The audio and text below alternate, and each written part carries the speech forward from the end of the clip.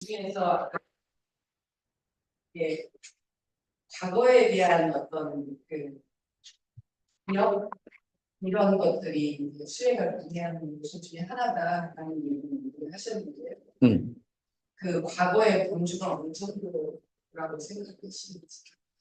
그냥 과거 일반, 모든 과거.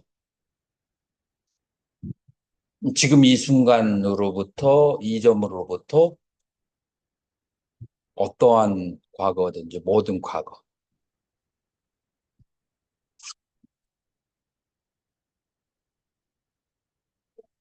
어제 말씀드린 싫어하는 감정을 싫어하는 관계가 그렇다는다 고학생에 대한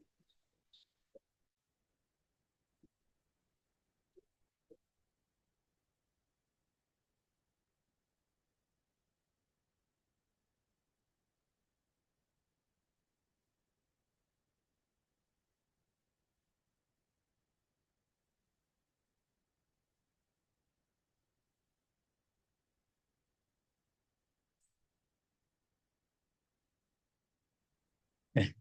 그리고 또 다른, 변호사님, 알아차림 수행을 계속 하다 보면 어떤 행동이나 또는 마음속에서 일어나는 일을 자아가 하는 것이라는 생각이 있는데 그런 것들이 이제 점점 약화되는데 그걸 알아차린 그런 수행을 계속 하게 되면 그러는 것이 완전히 없애지게 되는 건지 그게 궁금합니다. 그랬을 때 예를 들어서 어떤 상황에서 분노가 일어났을 때 분노 자체가 안 일어나는 건지 아니면 분노는 일어나지만 나와 무관한 것으로 여겨지는 건지 그런 것이 좀 궁금합니다.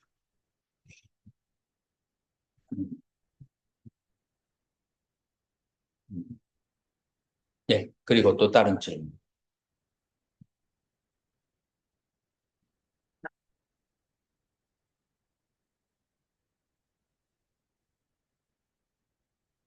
수행과 직접 준비는 없는데,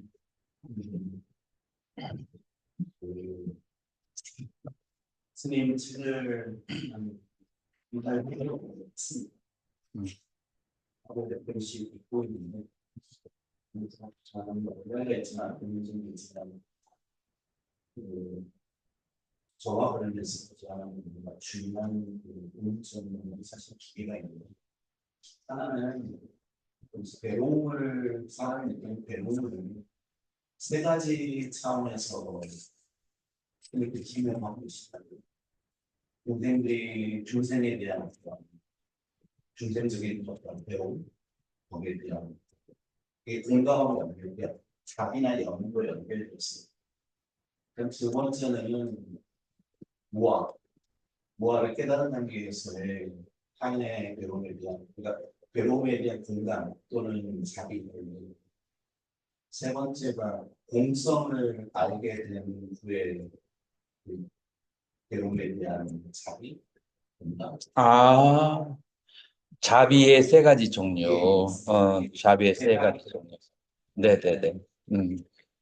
그다음에 첫 번째는 당연히 우리가 일상적으로 일을 하는데 2단계와 3단계, 심지어 3단계에서는 한이나 기쁨을 느낀다고 하는데 타인의 기쁨을 느끼면서 비근한 예로 최근에 직접적 관계된 일은 않지만 서울의 어떤 시청에서 사고가 났을 때 제 안에 두 가지 마음이 올라온다. 나는 거기에 나도 거기 있을 수 있다라는 그냥 너무나도 아무도 그런 사고 날 거라고 예상되지 않는 곳에서 그런 게 벌어지니까 아웃풋에 대한 연민이 올라가고 또 하나 그 일을 일으킨 분이 자기 책임 아니라고 차가 잘못됐다 하면서 그 책임을 회피하는 모습인데 화가 뭐 그건 그냥 우리가 일상적으로 저만 그런 게 아니라 상당수 이렇게 그 기사가 있는 댓글을 보면은 그 사람의 온갖 비난들을 만나고 저도 비슷한 감정이에요. 그런데 이게 꽤 오랫동안 가더라고요. 지금도 사실 뭐 이게 이제 제가 느끼는 이런 배움에 대한 그들의 고통에 대한 이런 연민이나 또는 나와 관계는 없지만 그 가해자에 대한 저의 분노 같은 것들은 그냥 1단계 수준인 것 같은데 그 무화나 공성을 깨달은 단계에서의 어떤 연민이나 자비나 어떤 건지 그렇게 잘 와닿지가 않습니다. 두 번째가 바로 그 무화라는 겁니다. 우리 심리학에서는 어떤 현재 심리학에서는 사람이 정신적으로 건강하냐 건강하지 않느냐를 따질 정말 중요한 기준이 흔히 그 자존감이라고 있어. 있으면 없을 뿐이다. 자기 자신에 대한 어떤 존중감, 자존감. 그런데 그런 자기 존중을 할 만한, 그러니까 리스tim을 부여할 만한 자기가 없다라고 말할 때 이게 너무 불교의 어떤 핵심인 것 같긴 한데 그게 여전히 와닿지 않고 무아라는 개념이 정확히 뭔가라는 그냥 그게 5가지 오온으로 결합일 뿐이다, 그 무더기일 뿐이다라고 말하는데 자아가 단순히 그런 무더기로 해체될 수 있는 건가? 이건 이제 20세기로 가서 현대 사회에서 계속해서 묻고 있는 프랑스가 묻고 있는 지금 불교에서 말하는 무아가 우리 일상에서 어떤 그 깨달음, 어떤 방식으로 그 무아가 깨닫고 그 깨달은 무아의 내용은 뭔지 좀 궁금합니다. 네, 또 다른 질문. 일단 모든 사람에게 고난이 있기 때문에 한 가지씩은 일단은 다 하시고 나면 그거를 지금 전체적으로 이 향하는 그 질문들의 그 향하는 부분이 있거든요. 그걸 하나로 묶어서 하면은 그 좋을 것 같아요.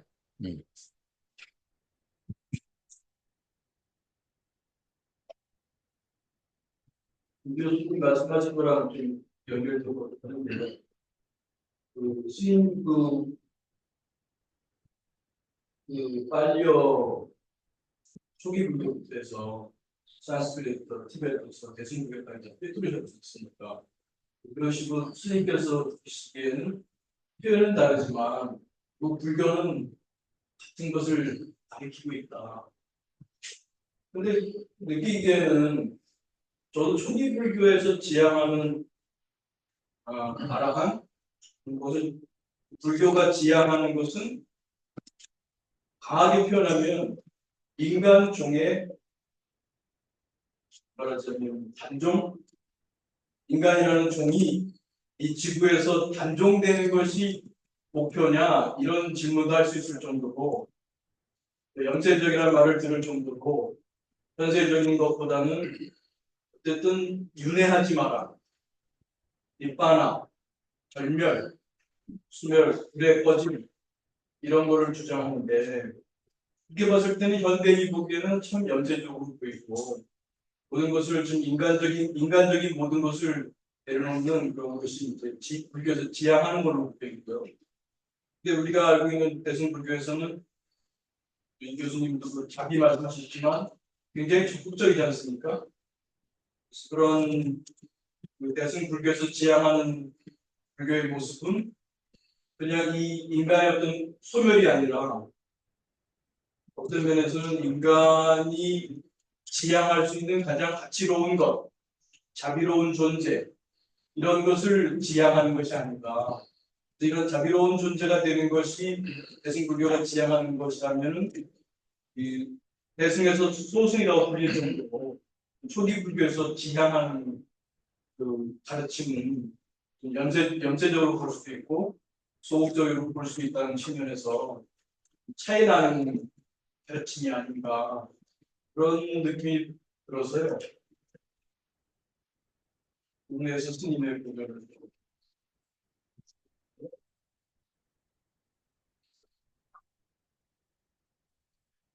저 스님 뭐라고 그래요? 저 스님이 질문했던 거 여기 질문이 나왔다. 저기 읽는 거. 일면서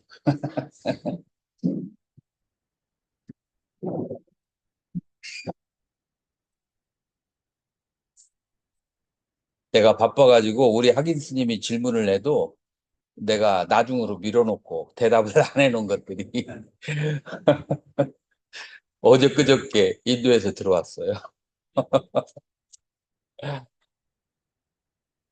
지금 왜 AI가 굉장히 발전하고 있잖아요. 네, 그러면은 이제 그게 AI가 지능은 분리가 되더라. 그래서 그 기술적이고 지능적인 건 굉장히 발달해 가는데 이게 만약에 발달해 가면은 그 의식을 없는데 지능만 자꾸 발전하는 그런 상태로 사회가 가는데 지금 저희가 이런 공부를 하거나 사람이 이렇게 의식을 공부하고 있지만 AI가 너무 발달해서 이게 나중에 이게 어떻게 될까 뭐 그런 근데 두려움 같은 것도 생기고 의무도 좀 생기고 그렇더라고요. 그래서 뭐 생각하시는데 되게 보시는지 궁금해요. 미래.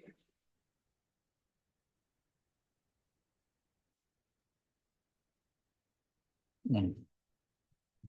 네. 그리고 또 질문 안 하신 분.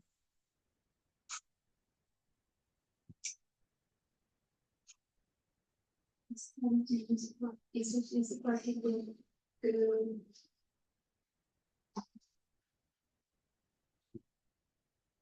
환경부론에서는 자기 수행을 하는 것이 그 지혜를 얻는데 뭐 분노를 일으켜서 그거를 이렇게 닦기 위해서 자기를 도로 수행하는 걸 설명하는 걸 제가 이해를 했는데요. 청정도론에서 자기 수행은 우리가 이제 편집치가 있는데 그것이 그게 이제 막 올라올 때는 지혜를 터득하는데 좀 방해하기 때문에 먼저 자기 수행을 하고 그 지혜를 닦아야 된다 해서 자기를 보조수단으로 이렇게 하는 걸로 이해를 했고요.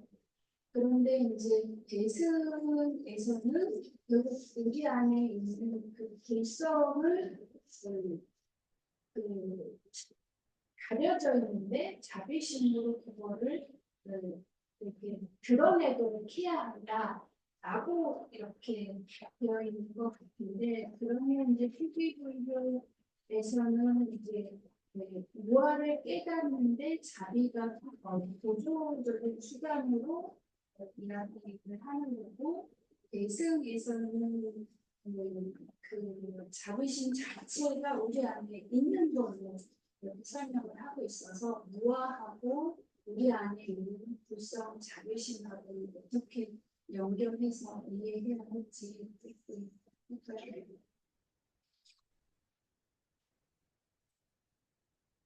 요거는 내가 잊어버릴 것 같아서 먼저 얘기를 해줘야겠는데 성선설과 성악설 어느 게 맞다고?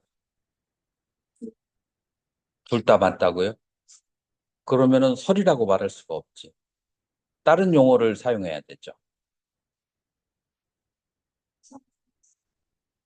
성선설이 맞아요? 다른 분은 어떻게 생각하세요? 선하다, 악하다, 상대적인 게 있어. 그거는 둘 다 같은 악한 소리. 무성설.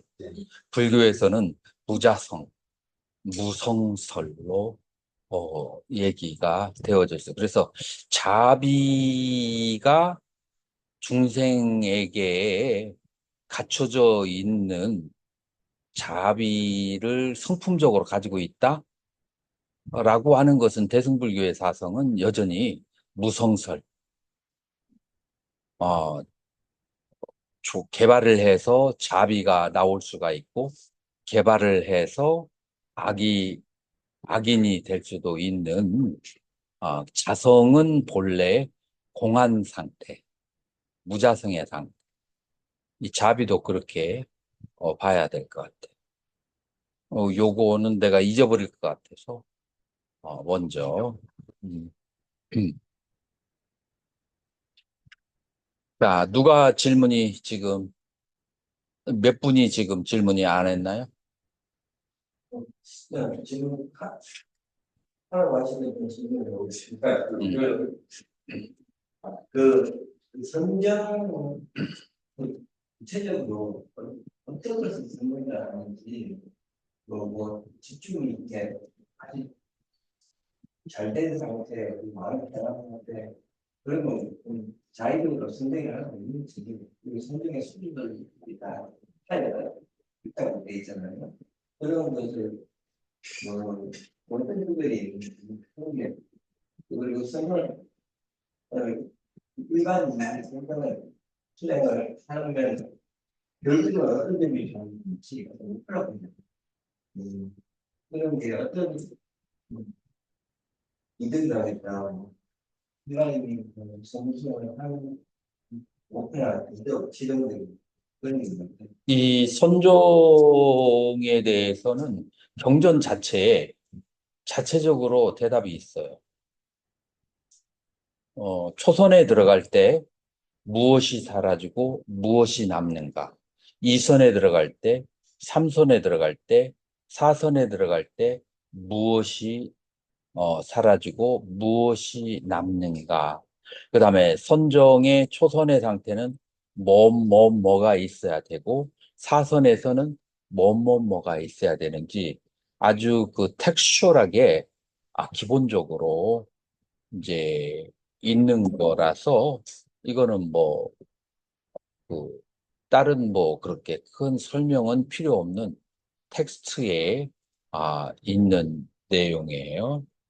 뭐 예를 들어서 초선에 들어가려면 먼저 인간이 저지르는 어, 몸과 입으로 저지르는 칠악을 먼저 벗어 던져야 되고 그 다음에 마음속에 있는 5가지 장애를 그치면 그러니까 외면적인 행위로는 칠악이고 내면적으로는 5가지의 장애 이 2개를 모멘터리 잠깐 스톱을 시키는 거예요. 그리고 이 5가지 요소를 가지고 있으면 선정이다. 5가지 요소가 뭐냐면은 일으킨 생각, 무엇에 대해서 명상 대상을 잡으려고 하는 일으키는 생각. 그 다음에 2번 지속적인 생각. 명상 대상이 애를 안 써도 계속 지속돼요. 그러고 나서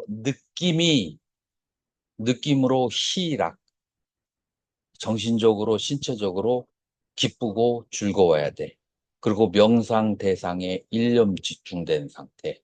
요 5가지를 가지고 있고, 그 다음에 칠학과 5가지 심리적인 장애가 순간적으로 멈춰져 있는 평화롭고 즐거운 상태. 요게 이제 선정이라고, 이제 첫 번째 선정이라고 하죠.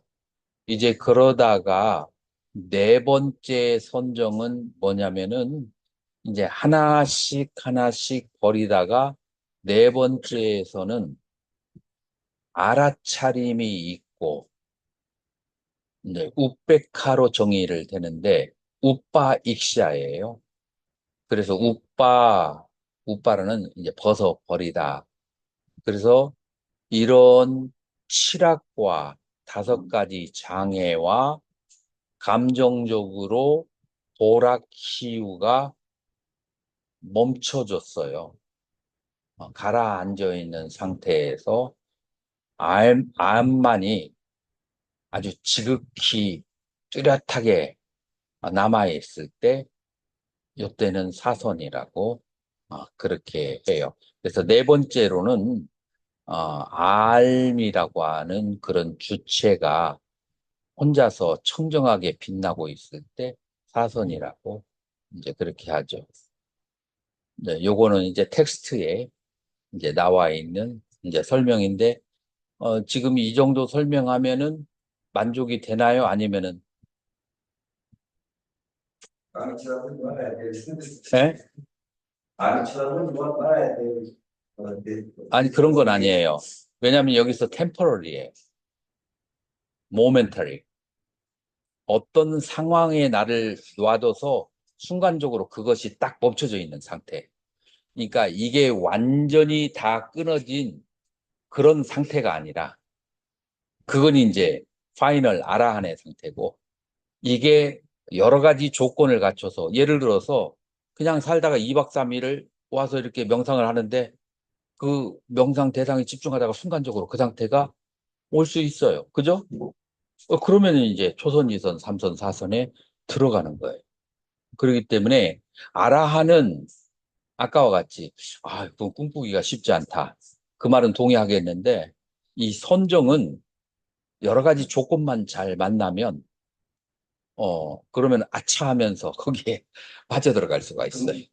순서대로 들어가는 건 그래서 순서대로 가는 경우도 있고, 그 다음에 빠르게 점프하는 수도 있고, 사람의 전생에, 닦은 거와 성향에 따라서 조금씩 다르죠. 근데 기본적으로는 뭐 순서대로 간다라고 생각하면 좋은데, 예외로 바로 그냥 꼭대기까지 가는 경우도 있어요. 사람에 따라서. 그런 경험은 그 뒤에 문제가 이유가 어떻게 생각해야 될까요?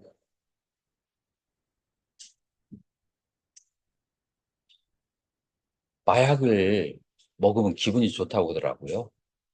먹기 전과 이유가 어떤 차이가 날까요? 조금 괴로우면 뭐가 생각날까요? 마약이 생각나겠죠.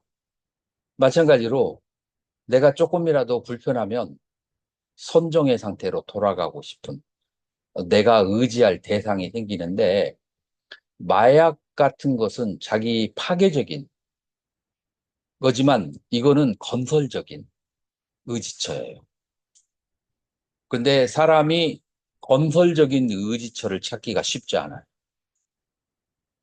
어려움이 생기면 어떤 식으로 오용락에 빠지거나 아니면은 뭐 약물에 의존하거나 그러는 경우가 많은데, 이렇게 건설적으로 자기 자신의 선정에 의지해서 그거를 클린싱, 이제 두 번째로는 클린싱 효과가 있어요. 예를 들어서 신장 투척, 뭐 투척이라고 하나요? 투석. 투석을 하고 나면 도움이 될까요?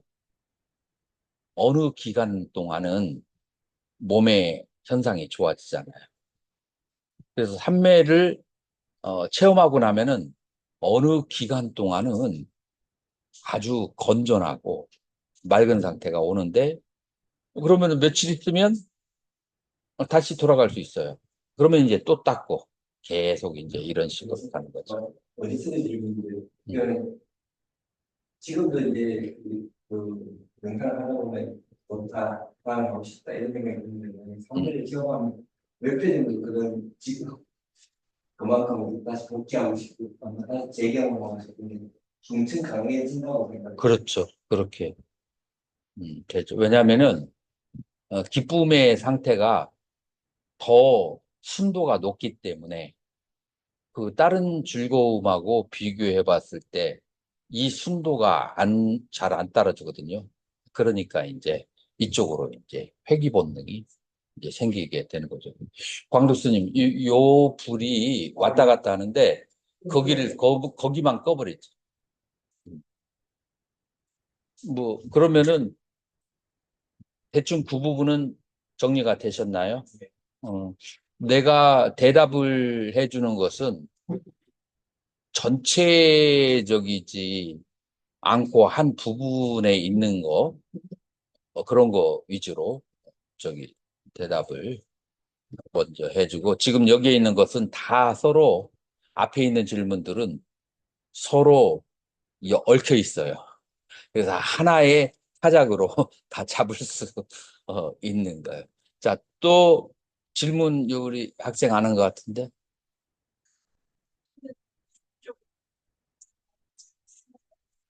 아니, 수행하면서 저기 한 질문이 필요할 수 있어. 조금 더 생각해보고. 그러면 질문 다 하신 건가요? 하나도 빠지면, 한 분도 빠짐없이 다 한 거죠. 음.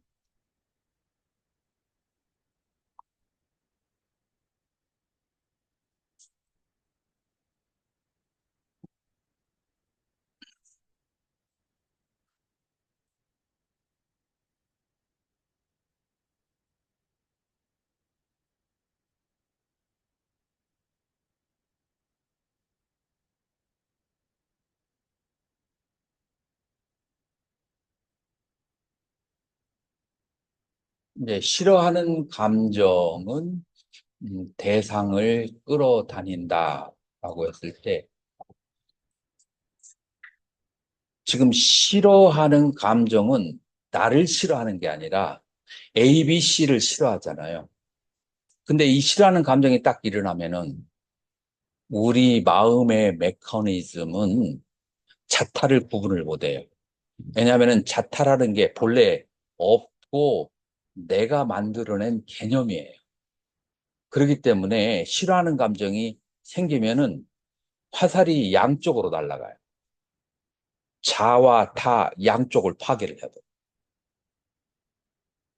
왜냐하면은 본래 자타라고 하는 것은 실존이 아니고 우리가 만들어낸 개념이기 때문에 누군가를 미워하고 누군가를 싫어하게 되면은 그 미워하고 싫어하는 감정이 자기 자신을 미워하고 싫어하는 감정으로 자기 잠재의식에 기록이 돼요.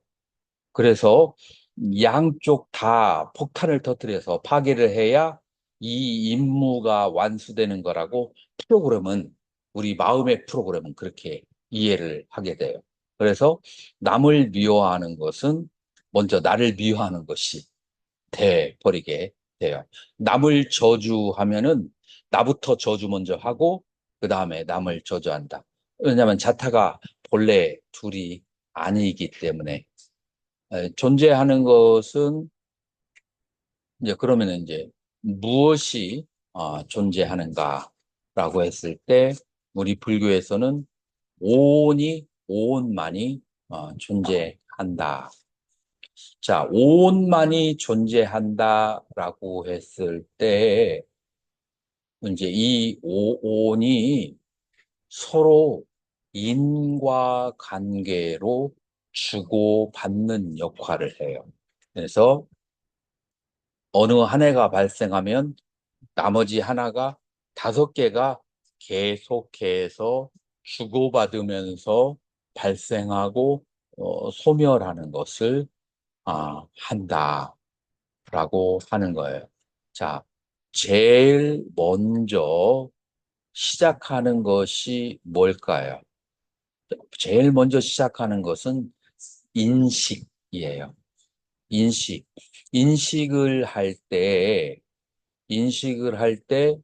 먼저, 불교에서는 6가지 감각기관이 6가지 감각 대상을 인식을 하는 거죠.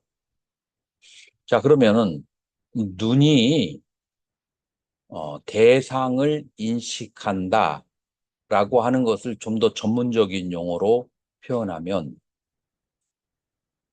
눈에 있는 조리개, 눈에 있는 조리개가 망막을 통해서 바깥에 있는 대상의 표상을 찰칵하고 사진을 찍는 거예요.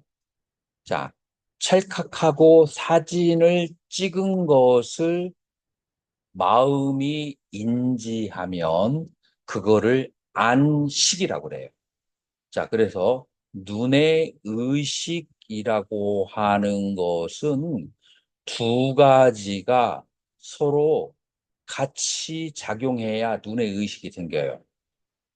자, 눈의 의식은 무엇을 대상으로 하죠? 바깥에 있는 색, 경계를 두 번째, 이 눈이 가지고 있는 감각 기관을 통해서 사진을 찍어서 그 사진을 찍은 것을 전문용어로 니미따라고 그래요. 이게 니미따. 사진을 이렇게 찍어서 표상이 생겨요. 그 표상을 찍었을 때, 표상을 찍었을 때 그것을 의식하지 않으면 그 표상을 내가 알 수 있을까요? 어떻게 생각해요? 알 수가 없어요. 그래서 안식에는 의식과 표상 두 가지가 있어야 눈의 의식이라고 하는 것이 생기는 거예요. 자, 이때의 그 표상은 눈의 의식이라고 하는 것은 마음과 표상 두 개의 합이 눈의 의식이다라고 말할 수가 있어요. 여기까지 됐나요? 자, 그러면은 마음은 외부에 있는 대상을 직접적으로 인지할 수 있을까요? 없을까요? 없어요. 감각기관을 통해서 니미따, 표상을 만들어주면 마음은 표상만 바라볼 수 있어요. 마치 왕이 직접 세간에 나가가지고 민중의 의견을 들을 수가 없어요. 대신들이 상소를 하면 그것을 통해서 민심은 이렇구나, 민중은 이렇구나 알 수 있어요. 자기가 직접 나가서 알지 못해요. 마찬가지로 심왕이라고 하는 마음은 감각기관이 만들어서 전해준 표상만을 인지를 하는 거예요. 그러니까 만약에 감각기관이 커럽트가 됐다. 감각기관이 잘못되어 있어. 그러면 마음은 그것밖에 알 수가 없어요. 감각기관이 나에게 가져다 준 그것을 안다. 자, 이것이 이제 칸트 이전과 칸트 이후로 나눠지는 마음은 주어진 것만 인식을 한다가 칸트 이전이잖아요. 자, 그랬을 때 이 두 개의 용어는 의미가 다른 거예요. 여기서 주어진 것만 갖는다는 것은 니미따로 전환되어진 것만 마음은 인식할 수 있다라는 얘기예요. 근데 칸트가 얘기하는 마음이 능동적으로 취합한다라고 하는 것은 그 앞에 것은 그대로 있어요. 마음은 주어진 것만 받을 수밖에 없어요. 근데 주어진 것이 수백 가지가 돼 있어요. 그 수백 가지 중에서 마음은 선택할 능력을 가지고 있다가 칸트의 얘기예요. 그러니까 1번과 2번은 같은 얘기가 아니고 다른 얘기를 하고 있는 거예요. 그러니까 설행철학에서 약간 오해를 하고 있어요. 이것을 서로 정반대되는 개념으로 생각하는데 그것은 그렇지 않아요. 그 수많은 정보 중에서 마음은 그 중에 어느 하나를 선택해서 능동적으로 받아들인다. 자, 마음이 그 중에 하나를 선택할 때 무엇이 수십 개의, 자, 지금 내가 여기서부터 여기를 돌리면은 수십 개의 찰칵찰칵하고 사진이 나온단 말이야. 그런데 그 중에 어느 니미따, 표상에 내가 마음을 집중을 해요. 어느 니미따의 표상을, 마음을 집중하는 것은 원리가 있을까요? 없을까요? 원인이 있을까요? 없을까요? 원인이 있어요. 그래서 어느 하나의 표상에 마음을 집중하게 하는 것은 둘 중에 하나 때문에 그래요. 둘 중에 present. 그 표상을 내가 인식하면 내 마음이 기뻐. 그러면은 거기에 집중을 하는 거예요. 두 번째로 그 표상을 계속 쳐다보면 나에게 유익해. 그러면은 그 표상을 계속 쳐다보는 거예요. 그러니까 원인과 동기가 있는 거예요. 원인과. 그래서 그 표상을 계속 집중하려고 하는 동기를 아까 질문한 행위라고 그래요.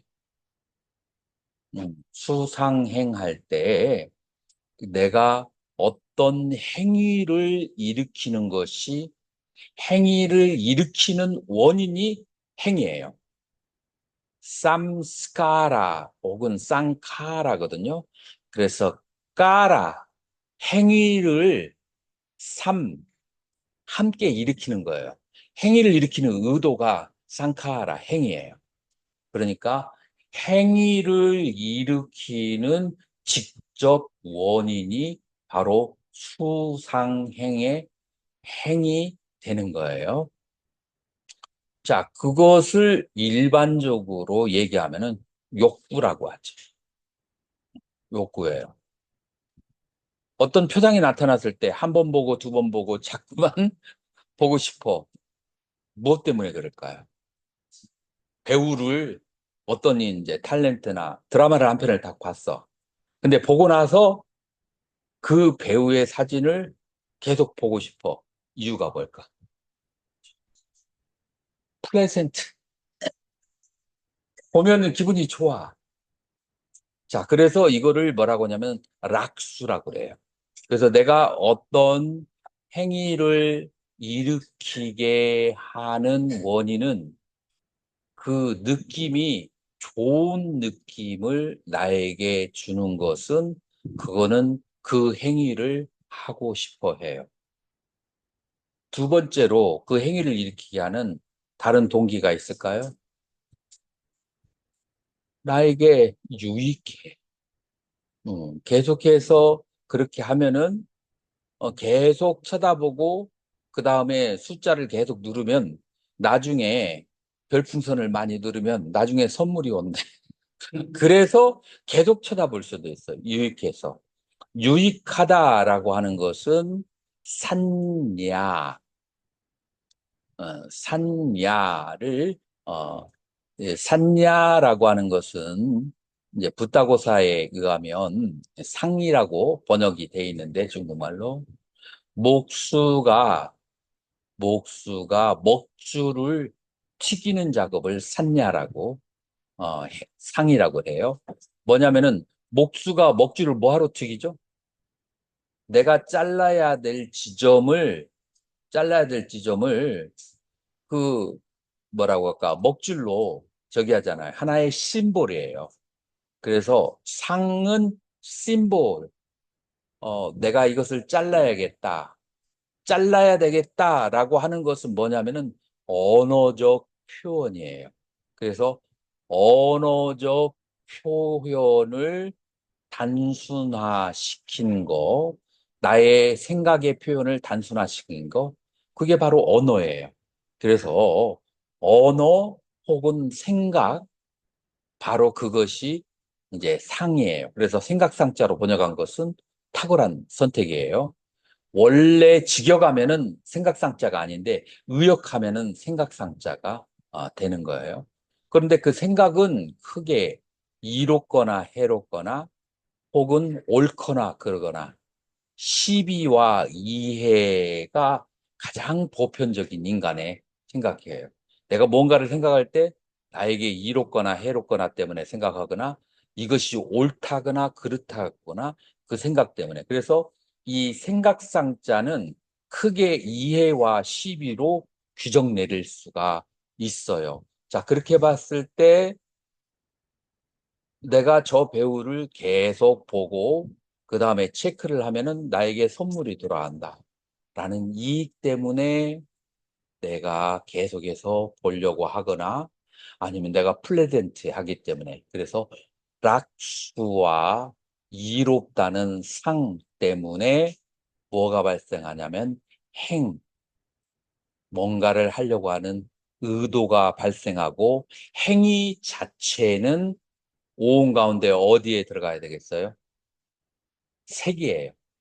물질로 움직이는 상태가 바로 행위고, 행위를 일으키는 의도나 욕구들은 행이 되는 거예요. 그래서 색은 행이 원인이 되어서 움직이게 되고, 행은 수와 상에 조건되어서 어, 행은 발생하는, 그래서 수상과 행과 색이 서로 간에 조건생 조건말에서 주고받는 그 계속되어지는 그 로테이션, 그 로테이션이 바로 선풍기가 계속 돌아가는 것 같아요. 그렇게 서로 그 느낌과 그 생각들이 모여서 욕구를 만들고, 그런 모양을, 내 형태를 만들어내고, 그 형태로 6가지 감각기관이 다시 또 어떤 대상을 느끼게 만들고 생각하게 만들어요. 그래서 이 4가지 사원이 여기에서 저것을 원인이 되고, 그 다음에 저것이 이것의 원인이 돼. 그러니까 색이 수상의 원인이 되고, 수상이 색의 원인이 되고, 이렇게 계속해서 돌아가는 하나의 조건생 조건멸하는 무더기를 나라고 짐짓 이름을 붙이고, 너라고 이름을 붙이고, 그라고 이름을 붙이는 것인데, 나, 너, 그는 컨벤션, 편리함을 위해서 이런 느낌과 이런 생각과 이런 의도를 가지고 있는 어떠한 상태의 어느 위도의 무엇이 주어가 너무 길어져 버려. 그러니까 그 주어를 전략해서 나, 너, 그라는 그런 이제 저기를 만들어낸 거죠. 그래서 그것을 컨벤셔널 툴스 속죄라고 그래요. 그러나 실제로 그 안에 있는 나와 너는 바로 그러한 느낌과 그러한 생각과 그러한 욕구와 그러한 욕구의 결과물, 그것들의 총체적인 진물이 나와 너와 그가 되는 거예요. 자, 그래서 여기서 온 무아라고 하는 것은 첫 번째, 이러한 오온이 조건생 조건멸하는 주고받는 그러한 상태가 있을 뿐이지, 나나 너라고 할 만한 것이 따로 없다라는 의미에서의 오온 무아예요. 이제 두 번째, 이제 에티컬하게 살펴보면, 여기서 오온 무아는 1번은 오온 비아야. 거기에는 나가, 그런 것들은 나가 아니야. 자, 그 다음에 두 번째로 우리가 윤리적으로 오온을 살펴보면은, 내가 욕구를 일으킨 것은 어떤 그 결과의 상태로 오게 된단 말이에요. 그래서 내가 어떠한 어, 내 인생에서 가장 처음 보는 아름다운 사람을 보았어. 근데 결혼한 상태야. 그런데 내가 인생에 태어나서 가장 이상적으로 생각하는 그 대상을 만났어. 자, 그러면 사람마다 행위가 달라질 수 있는데, 어떤 충동적이고 힘이 센 사람은 강제로 분리를 시켜서, 그래가지고 데리고 도망을 갈 수가 있죠. abduction. 그러면은 그 행위 때문에 뭐가 벌어지죠? 그 사람은 그 행위 때문에 남의 배우자를 뺏어버리는 그런 인죄, 죄를 짓게 돼요. 그래서 순간적으로 즐거움을 누릴지 몰라도 세월이 흐르면서 고통에 빠지게 되죠. 자, 그러면 그 행위 때문에 이 사람은 지옥이나 악이나 축생에 빠지게 돼요. 자, 그래서 지금 내가 인간으로 있는 모습이나 축생으로 있는 모습이 고정적인 실제가 아니고 행위에 대한 결과로 그 모양이 만들어져요. 그리고 그 행위를 하게 된 것은 뭐 때문에 그랬죠? 그 욕구를 컨트롤하지 못한 거예요. 그 컨트롤 못하는 욕구는 어디서 발생했죠? 내 감각기관에 좋아하는 느낌이 특별히 그쪽으로 발달이 되어 있었고, 그 다음에 나의 이롭고 해롭다는 이성이 그런 욕구가 발생하면은 그것을 정지가 되고 뭐라고 할까, 이성이 작동하지 않는 일상생활의 그 습관 때문에 오는 거죠. 그래서 수상행의 과거와 현재의 모든 집정물이 그 사람이 그와 같은 행위를 할 수도 있고, 우리는 예전에 그 유명한 가시나무새라고 하는 그 신부님 나오는 아주 그 파격적인 그 드라마가 있었어요. 이 신부님은 굉장한 그 교황이 될 수도 있고 주교가 될 수 있는 모든 가능성을 가지고 있는데, 시골에 그 영국인가 어디에 그 시골에 주교로 내려갔는데 갑자기 아주 어린 소녀를 봤는데 거기서 완전히 혼이 날아가. 요거 이제 이상형이야. 근데 이 신부 같은 경우는 자기의 그 욕망을 죽는 날까지 그거를 참으면서 살게 되죠. 자, 그래서 똑같은 그런 이제 욕구가 있는데 그것을 이성과 느낌을 가지고 참으면서 그 참은 것 때문에 인간이나 천상에 태어나게 할 수가 있어요. 그래서 천상에 태어난 어떤 생명과 그 다음에 짐승이 된 이 두 생명이 똑같은 그런 상황 속에 있었을 때 이 욕구를 어떻게 발현시키느냐에 따라서, 그래서 욕구를 조건으로 해서, 행을 조건으로 해서 색이 축생으로, 색이 천상으로 그렇게 결과가 될 수 있고, 그리고 그것은 바로 느낌과 생각의 조건에 의해서. 자, 그래서 오온이 계속 어떤 식으로 발현되느냐에 따라서 이제 축생과 천상 혹은 지옥과 부처까지가 쫙 벌어지게 되는 거예요. 자, 그러니까 여기에서 이제 오온무아의 도덕적인 접근은 무엇이냐면은, 지금 내가 컨트롤해야 될 것은 나의 행과 나의 수와 나의 그거를 컨트롤해야 되는 거야. 다시 말해서 수상행이 그것이 나를 지옥이나 부처가 되게 하는데 가장 중요한 초점이라. 그거를 컨트롤 함으로써 그 다음에 윤회로부터 벗어나기도 하는 거죠. 그래서 중요한 것은 도덕적으로 수상행위지 나나 너나 그가 아닌 거예요. 이제 그래서 오온무아의 도덕적인 의미는 내가 일생을 갈고 닦고 관심을 가져야 되는 것은 나의 느낌과 나의 생각과 나의 욕구예요. 자, 그런데 이 욕구가 느낌과 생각에 의존해서 욕구가 발생하는 거예요. 자, 그러니까 느낌과 생각을 어떻게 컨트롤하냐에 따라서, 자, 느낌과 생각은 6가지 감각기관으로 들어와요. 6가지 감각기관으로 들어오는데 한 번 들어오면 얘들이 주인이 돼버려요.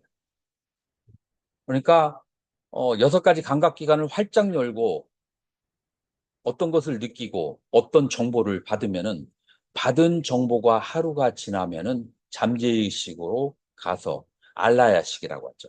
알라야식으로 가가지고 이 정보가 주인이 되어서 그래서 나를 이끌어가는 거예요.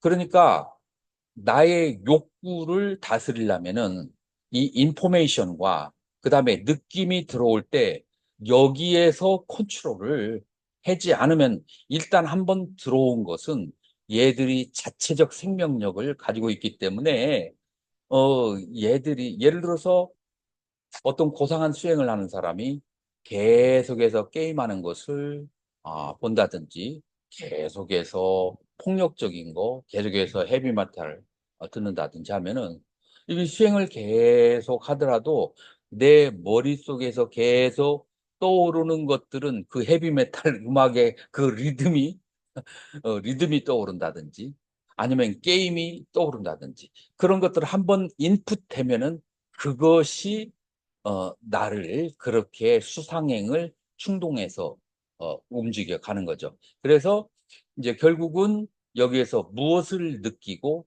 그 다음에 무엇을 어떤 인포메이션을 받아들일 때 여기에서부터 느낌과 인포메이션에 대해서 컨트롤 작업과 체킹 작업을 하는데 그중에 가장 효율적인 것이 뭐냐면은 사띠, 세퍼레이션. 자, 사띠의 목적은 그 인포메이션이 나가 아니고 나의 마음의 대상이라고 하는 것을 계속 알아차려서 얘가 주인이 안 되고 그냥 객으로 왔다가 낙사해서 떨어져 나가게 하는. 그래서 이것이 안으로 들어와서 나의 자아를 형성하지 못하도록 하는 것이 사띠의 가장 강력한 특징이다 라고 그렇게 말할 수가 있어요. 알아차림을 통해서 자아가 없다는 것을 하는가. 수상행색이 계속해서 주고받는 그러한 과정만 있을 뿐이지 나라고 할 만한 것이 따로 없다. 왜냐하면 이 수상행에 의해서 인간이 되기도 하고 축생이 되기도 하고 천상이 되기도 하는데 자, 삼생을 축생, 인간, 천상을 계속 연달아서 받았다면 나는 축생이요, 인간이요, 천상이요.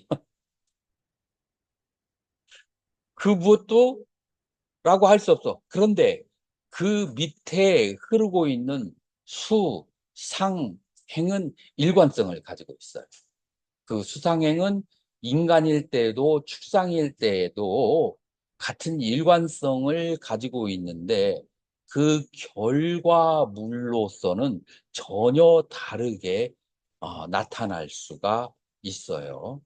그렇기 때문에 여기에서 오온무아라고 하는 것은 수상행이 그 집적된 수상행이 나라고 하는 것보다도 더 정확한 그런 이제 표현법이다.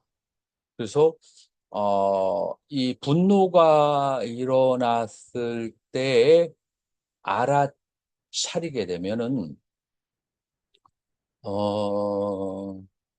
자, 여기서 심과 심소가 있는데 이 심소들 알려진 대상물들은 전부 다 운동의 법칙을 따르고 있어요. 그래서 상속의 법칙을 가지고 있어요. 자, 내가 좋은 생각을 했다. 어떤 좋은 누군가가 생각난다. 어느 정도 상속을 해요. 내가 나쁜 일을, 자, 1차선인데 내가 가야 되는 그런 차선에서 반대 방향에서 아주 고급 세단이 자기가 와야 되는 길인데 막 세게 막 그냥 달려오는 거야. 그러면은 일단 내가 살고 봐야 되잖아. 나는 똥차니까. 그래서 시궁창으로 박았어. 가면서 미안하다는 말도 없어. 나중에 닦고 나서 앉아 있으면 무슨 감정이 생기죠? 화가 나지. 그게 이제 상속성이에요. 그래서 모든 심소나 삶은 상속성을 가지고 있어요.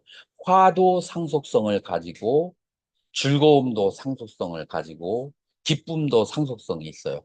그러다가 언제 사라지냐? 저항을 만나면, 레지스턴스, 저항을 만나면, 그것보다도 똑같거나 큰 저항을 만나면 그 상속성은 깨져요. 상속이라고 하는 것은 찰나생, 찰나멸, 찰나생, 찰나멸의 상속을 가지고 있어요.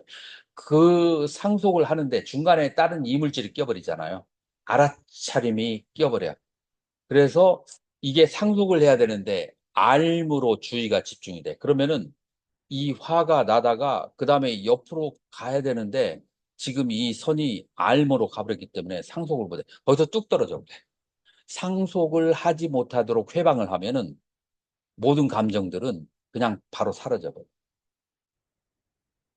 이제 이게 이제 그 심소의 법칙, 그 에너지의 상속의 법칙을 가지고 있는 심소의 특징이라고 할 수가 있어요. 그래서 그 사람의 알아차림의 집중력의 여하에 따라서 바로 사라지거나 아니면은 그 저항력 때문에 뭐 10분을 갈 것을 3분밖에 안 간다든가 이제 그런 역할을 알아차림이 하고 있죠.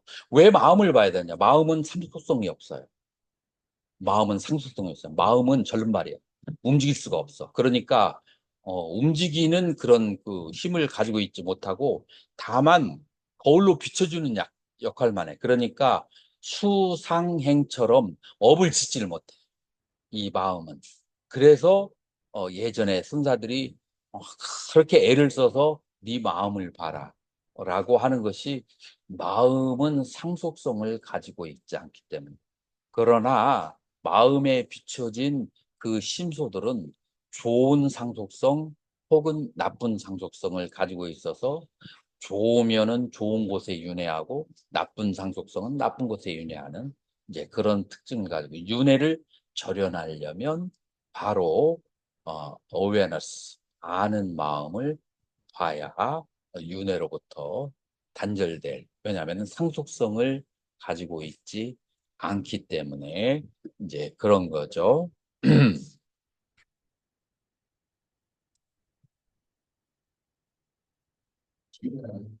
네? 예, 예. 그 마음이라는 게 되게 중요한데 왜 마음을 다른 영혼을 하냐고 이렇게 뺀는 거 다른 영혼을 끌게 또 내 이것이라는 것이 알아서 쉬울 것 같은데 왜 마음이라고 이렇게 헷갈리게 마음의 영혼을 포함을 시킵니까? 마음에 뭐를 포함시켰다고요? 심수하고 음. 심하고 내중적으로 다 내중적인 사람들이 말하는 건 심수에 가깝지 않습니까? 근데 왜 그 똑같은 말을 내중적인 말을 그거는 번역한 나라의 사람들과 사용하는 사람의 문제지, 빨리어나 산스크리트는 찌따, 째따시가 아주 명료하게 분류를 해 놨어요. 그 나라에서는. 그런데 이제 중국이나 한국으로 넘어오면서 이제 그 사용하는 사람들이 그 정확한 법칙을 지키지 않아서 그런 거죠. 음.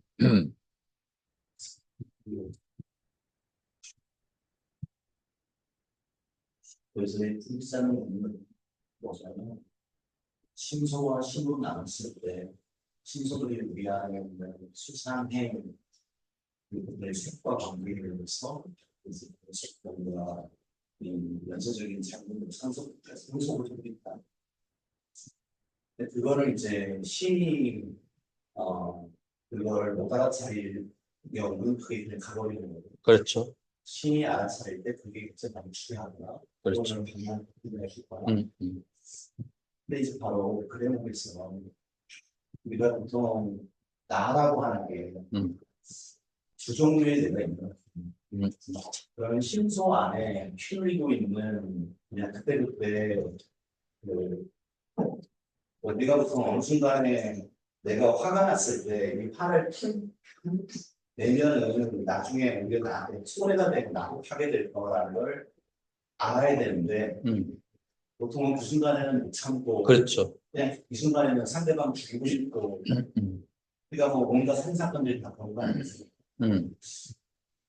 그런 의미에서는 그 분노에 사로잡혀 있는 그 분노를 몰아치고 있는 분노 속에 내가 있고 또 하나는 내 안에 여러 가지 마음 분노 속의 마음, 나라기보다도 분노와 함께하는 마음. 예, 그러니까 그럴 때 마음이라고 하는데 정작 병사자는 분노가 네가 어떻게 나한테 이럴 수 있어?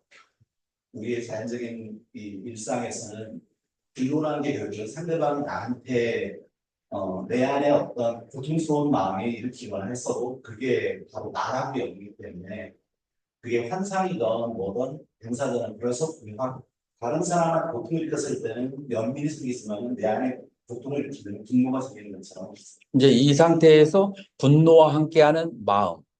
이게 더 정확한 표현이에요.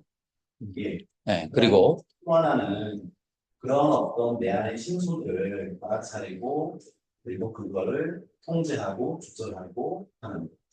근데 뭐냐면 우리가 결국 상속을 통해서 인간생이 지옥이나 축생으로 갈 수도 있고 또는 뭐 아프나 천당까지 간단 말입니다.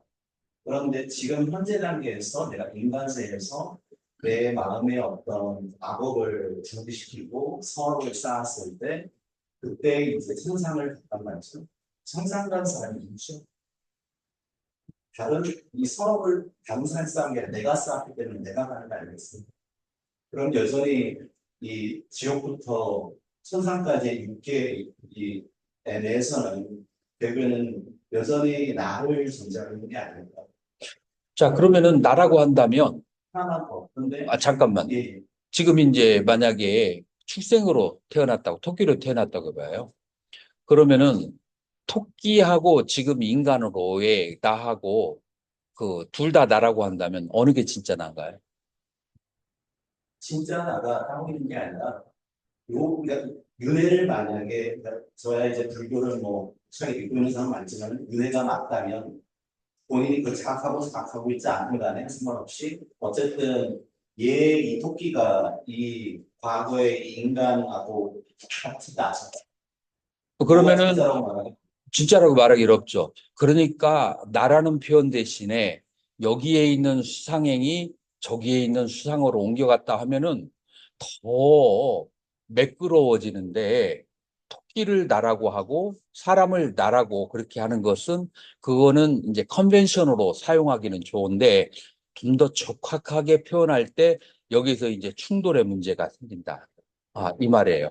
그러나 수상행이라고 하는 것은 계속 변화되기 때문에 이쪽의 어마운트의 수상행이 저쪽의 어마운트의 수상행으로 그 연기적으로 그렇게 전이됐다. 그리고 여기에 있는 이 수와 이 상과 이 행은 이러한 이유 때문에 사라졌고 이러한 수와 상과 행은 죽음의 순간에 다시 붙여진 여러 가지 수상 때문에 더 붙여졌다. 정확하게 메셔링을 할 수가 있는 거예요. 여기에서 나와 그다음에 토끼의 나와 그다음에 인간의 나와 천상의 나를 저기 해버리면은 그러면은 편리하기는 한데 이제 정확성이라는 측면에서 문제가 발생을 해요. 네. 그래서 이제 그 어만투의 수상행의 그 컬렉션을 짐짓나라고 한다라고 하는 건데 실제로는 그 어마운트가 진짜로는 저기 되는 거죠. 그런 의미에서 나가 없다라고 이제 얘기를 하는 거죠. 두 번째 중요한 나라고 하는 것은 나가 없다라고 하는 것은 자, 이 느낌과 이 생각은 항상 고락과 시비와 함께 같이 하고 있어요. 그죠? 근데 이 고락, 12의 수상은 반드시 탐진치와 결부돼 있어요.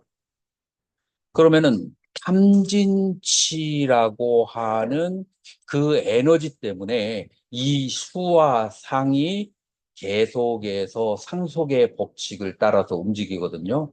그런데 여기 어떤 사람이 있어서 탐진치가 소멸한 사람이 있어요. 이 소멸한 사람의 수와 상은 실제할까요? 실제하지 않을까요?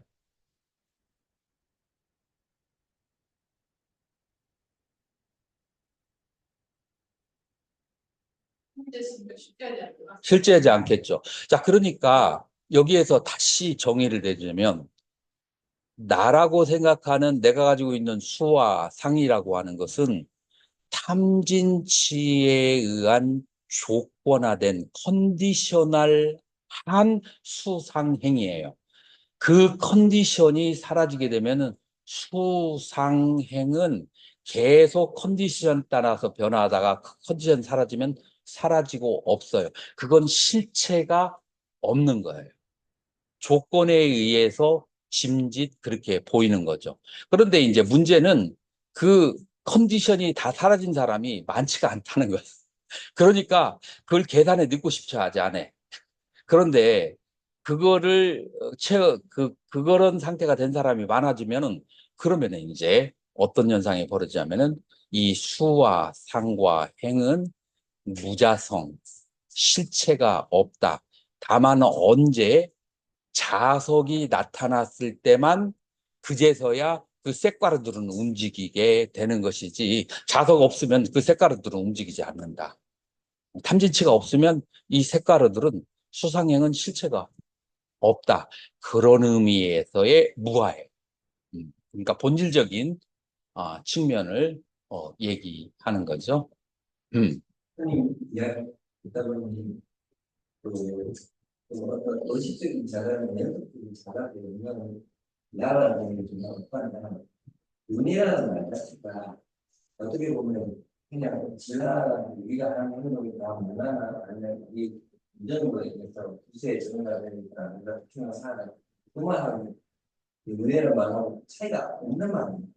뭐하고 차이가 없다. 일반적으로 사람이나 우리 사회와 문화에 어떤 식으로 영향을 미칠 거고 그리고 또 너희 유전자적으로도 너희가 어떤 행동 자체가 사실 유전자적으로 영향을 미쳐가지고 그리고 이제 49대에 집중을 될 거니까 이렇게 그런 건 이제 공신이라고 하는데 지나신 경우도 그런 공신이나 이런 것들은 유해라는 그런 일반 나라는 개념이 없고 연속성이라는 개념이 있으면 그런 공신이나에서 말하는 그런 사용이나라든지 이게 개인의 굉장한 그런 관계가 그 은혜가 많이 별반 차이가 없는 거 아닌가 그런 생각이 듭니다. 조금 다르겠어요. 어, 제가 6살 때 이제 유치원에 충치를 뽑는 그, 그 유치원 국민학교 전부 국가에서 대대적으로 축치 뽑기 작전이 있었어요.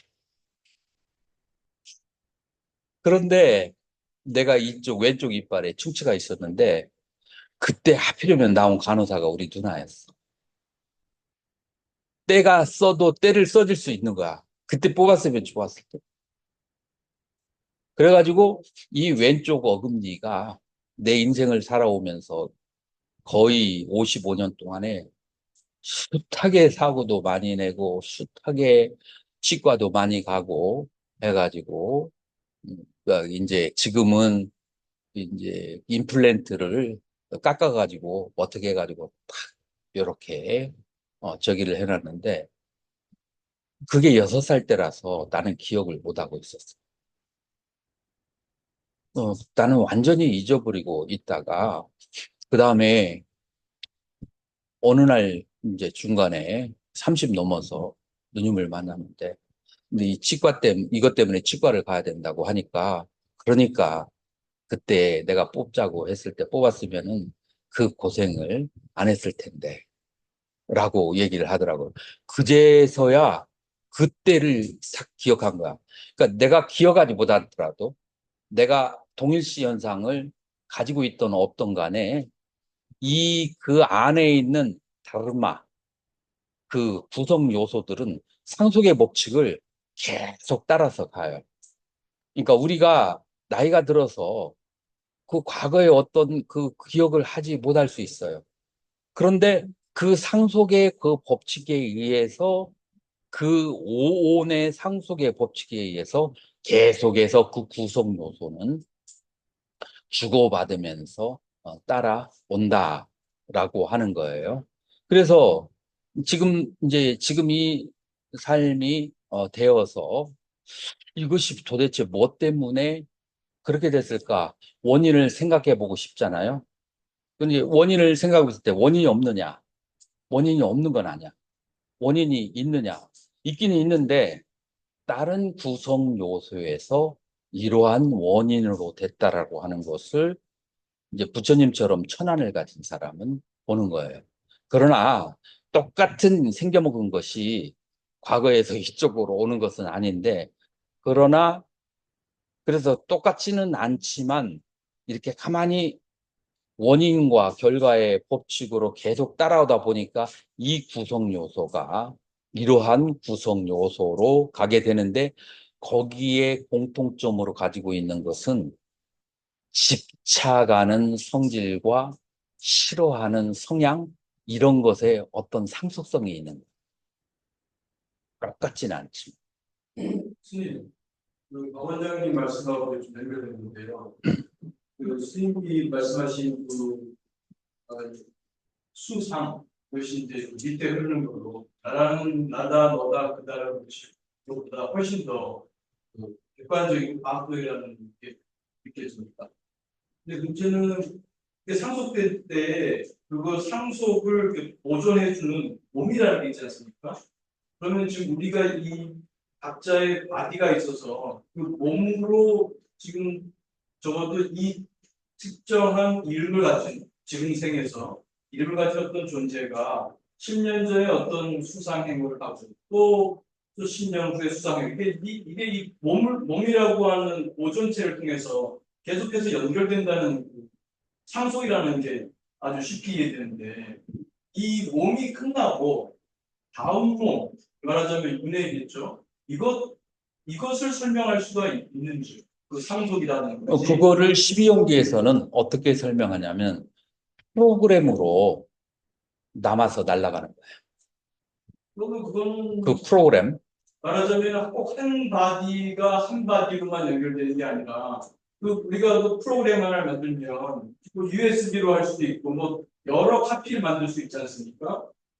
그렇게 본다면 말하자면 링컨의 그런 그 인도주의적인 정신이 그건 특별하게 뭐 링컨이 이 프로그램을 그렇게 생각하지 마시고, 내가 이제 이해하기 쉽도록 프로그램이라고 했는데, 어떤 그 유전적인 그런 이제 상속의 요소가 심리적인 요소를 명색식할 때 식이라고 그래요. 이 아레아식의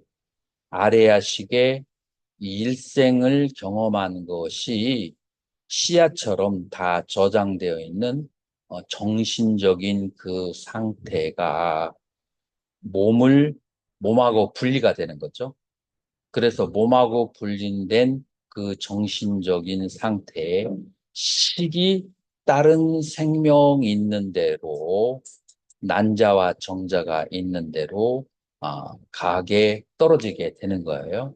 그래서 난자와 정자와 식, 요 세 가지가 만났을 때 요 식이 정자와 낭자가 있는 곳에서 한 달 정도 되면은, 그러면은 형체로 발현되기 시작해요. 이제 그래서 이제 점점 그 안에 있는 그 씨앗처럼 가지고 있는 여러 가지 그 기억물들이 그 생명체로 태어나면서 점점 이제 승화되고 발달되어 가는 거죠. 그러면 영혼이라는 표현만 다르지. 그렇죠. 영혼을 했다고 하지만 그렇죠. 또 아레아 시기를 그 존재를 영혼하고 영혼이라고 이 시가고의 차이점은 뭐냐면은 영혼은 주체를 가지고 있는 변하지 않는 불생불멸의 어떤 아이덴티티가 영혼이고 이 식이라고 하는 것은 계속해서 가감을 하면서 변형되어질 뿐만 아니라 소멸되어질 수도 있고 그 다음에 계속 가기도 할 수 있는 그래서 실체가 없는 상태에서 조건에 의해서 변해지고 사라지는 그러한 상태가 식이죠. 식이 분리할 수도 있습니까? 그러니까 하나의 식이었는데 두 바디로 할 수도 있습니까? 그런 것은 경전에서 얘기되어지지 않고 있어요. 하나의 식은 하나의 식으로만 분당하는 건가요? 일단은 그렇게 하나의 식이 분리되는 것까지는 어느 그 서적에도 불교 서적에서는 본 적이 없는 거예요. 그런 식이 저장된다라는 얘기를 하면 하든 뭐든 그것도 무아라고 얘기합니다. 그러니까 무아라고 그렇죠. 유아가 아니고. 그렇죠.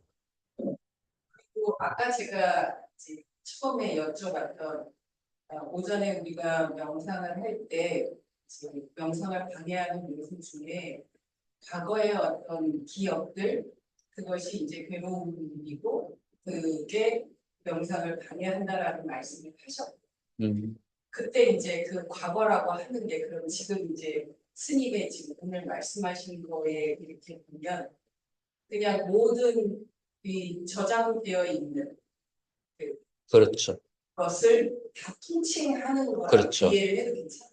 음, 그냥 우리가 생각하는 그냥 과거, 어제 혹은 뭐 10년 전, 6살 때 우리 불교는 전생까지도 예, 얘기하는 거예요. 다 그것뿐만이 아니라 음, 이 식이라고 하는 모든 걸 다 아리아식을 가지고 있는 뭔가 이렇게 상속된 저장으로서의 어떤 식 네, 모든 것. 다 그냥 과거라고 이해를 해도 됩니다. 그렇죠. 근데 제가 약간 좀 식이라고 하는 의미나 불교에서는 식이라고 하는 건 어떤 맥락에서 쓰느냐에 따라 그 의미가 달라질 것 같아요. 그렇죠. 그래서 오온에서의 식과 지금 말씀하시는 식은 식이라기보다는 정보 덩어리가 되잖아요. 근데 정보 덩어리와 정보 덩어리로서 인식하는 건 다른 문제잖아요. 자, 제가 좀 헷갈리더라고요. 식이라고 하는 그럴 수 있어요. 불교 전문 학자들도 이 부분이 대부분 정리가 안 되어 있다라고 할 수 있죠. 자, 그런데 이렇게 한번 보세요. 지금 우리가 안식이 발생했다라고 했을 때 안식이라고 하는 것은 어떤 표상을 내가 받아들였다. 자, 안식의 상태에서는 요 표상이 뭐라고 생긴 물체인지, 이름이 뭐고, 이 대상이 누군지 알 수가 없어요. 그러면 이 안식은 어떻게 해서 이 대상이 누군지를 알 수 있을까요? 이미 있는 의근. 자, 그래서 의근에 주어져서 의근이라고 하는 것은 아까 인포메이션의 덩어리라고 한 알라의식 있죠? 그 덩어리라는 그 도서관에다가 이 대상을 집어넣어서 ABCD로 쭉 하는 거예요. 그러면은, 조옥경 교수, 그리고 인도에서 만났고, 이런 인포메이션들이 하나하나 떠오르는 것은 내 기억의 라이브러리라고 하는 의근, 그 의근이 다시 그 모든 것들의 덩어리예요. 그 의근에 의해서 새로운 식 하나가 첨가된 거예요. 그러니까 의근에 의거해서 그 식이 발생했기 때문에 그거와 그것을 싸잡아서 얘기한다면 아까 얘기했던 식과는 별반 다르지가 않죠.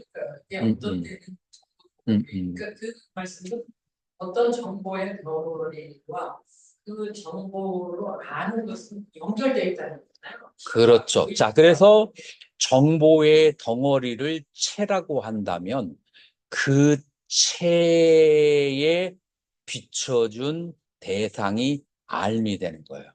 그래서 어떤 존재가 알을 발생하려면 의근에 축적된 인포메이션들이 가득해야 알을 발생할 수가 있는 거예요. 그것이 없으면 알을 발생할 수가 그 얘기는 없는 존재란 인식이 음, 존재의 인식 없이 음, 암 없이 음. 존재는 불가능한 거예요. 그렇죠. 연결돼. 음, 음. 그러니까 우리는 암 없이 이 세상에 존재가 있다 하는 말은 말이 안 되는 거예요. 암 그렇죠. 자체가 존재를 담보하고 있는 거예요. 그렇죠. 근데 우리가 존재론하고 인식론하고가 지금 이게 철학 보면 딱 떨어져 있지만 서양 철학에서 동양 철학에서 이거 같은 얘기 같은 예, 예. 됐죠.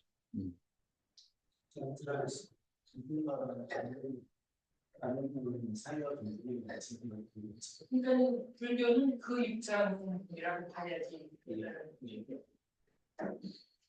존재 인식 우리 입장이죠. 자, 그러면 잠깐 티 한 잔 하고 돌아오도록 하겠습니다. 그리고 뜨거워진 것 같습니다.